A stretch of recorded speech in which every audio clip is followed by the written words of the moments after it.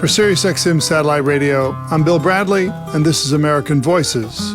For over 40 years, I've traveled around the country, listening to the stories Americans tell about their lives. So I wanted to create a show where you can hear some of those stories too.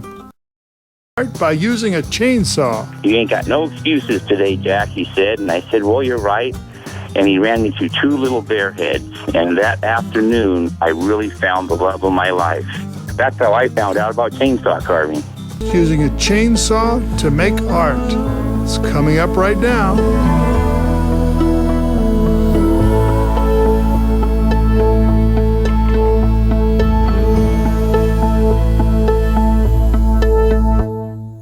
I'm Bill Bradley. You're listening to American Voices only on SiriusXM Satellite Radio.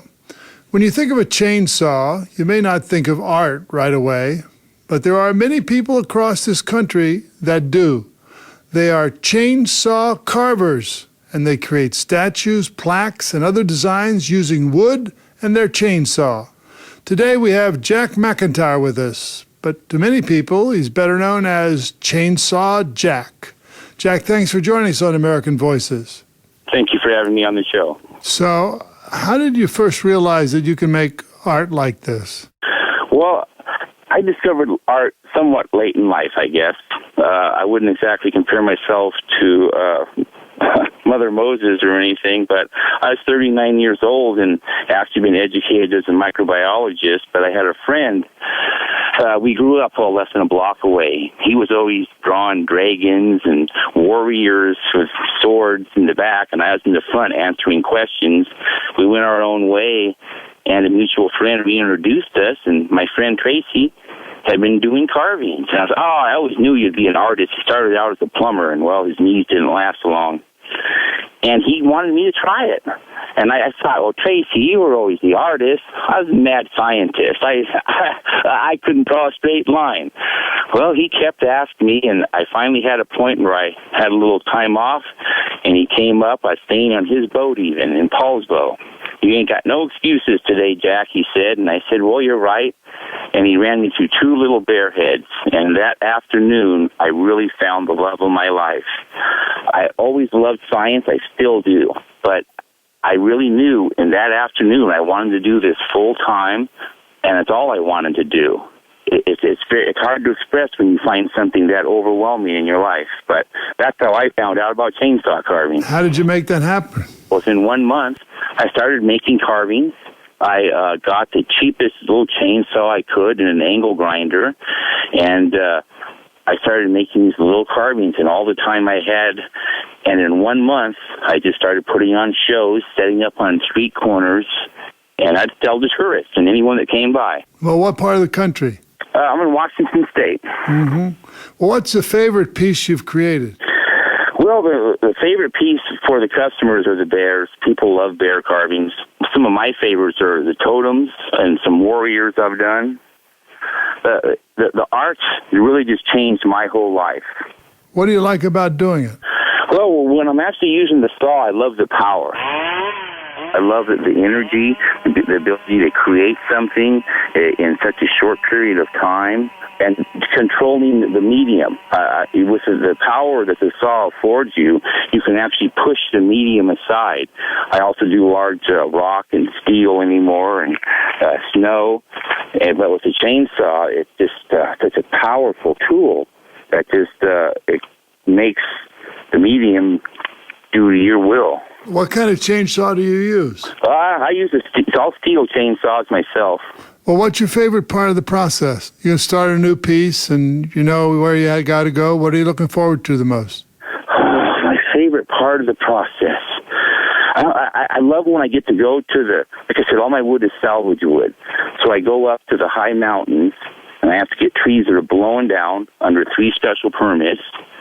And I almost always see large elk and deer and eagles. I love my time just gathering the logs. When I fire up that big saw to start making the block cuts, that adrenaline, that energy, a little bit of fear is still there. It's exciting. Once that's done and I start making the forms, I get excited about making the muscles or the head or the turn of the eyes some way. And then when I'm getting down to the little stuff, it's My favorite.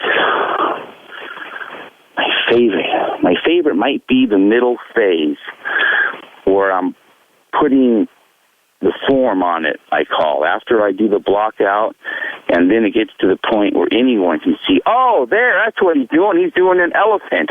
Oh, no, yeah, that's the Thunderbird. I can see it now. Right. The part of that form, yeah. Well, how long does it take you to carve a piece? Let's say I wanted you to make a bear for me that was 4 feet tall and had a sign on it that says Bill's Place. Mm-hmm, yep. What would you, how long would it take? Well, I can actually do something about that in about an hour and a half. An hour and a half? That's all? Yeah. There's nothing like practice. I'm one of the few guys that's gotten this far in his career. I've been doing it for almost 14 years now and numbered every piece he's done. I'm on 2,862 right now. Nothing like a lot of practice. How much would you charge your old buddy Bill for that 4-foot bear? If you actually wanted one, Bill, I'd give it to you for half. No, half. How much do you normally charge? Normally for a 4-foot bear, it would be about $450.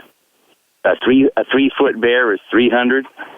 Let me ask you, you've done this, you were a scientist, and then you started doing this. Was it difficult to give up that career in microbiology? It's a little scary not having a regular paycheck. There was at least the early part of my carving career 5 or 6 times where I'd be set up at some corner somewhere, look at my watch, and it's going to be dark in 3 hours. I got to make $600 or it's back to reality for Happy Jack, right? Every time I'd make it. And now it's gotten to the point where I'm guaranteed to stay an artist for life. Sitting on that corner, just having to deal with people. The art form actually has made me become an extrovert. Is there anything you'd like to make with your chainsaw that you haven't yet figured out how to do? But the one piece I've always thought of is 2 nights on horseback, life-size, reared up at the point of impact, horse biting at horse, left arm of one knight, reaching for the left arm of the other knight. I like to carve something where the decision hasn't been made as to who's victorious. If you're depicting something, leave the issue open. Why leave it open? It leaves the interpretation up to them. Jack, thanks for joining us on American Voices today. Thank you for having me on. I loved the interview. I've been speaking with Jack McEntire, better known as Chainsaw Jack. For more information on Chainsaw Jack and his artwork, visit his website at chainsawcarving.net.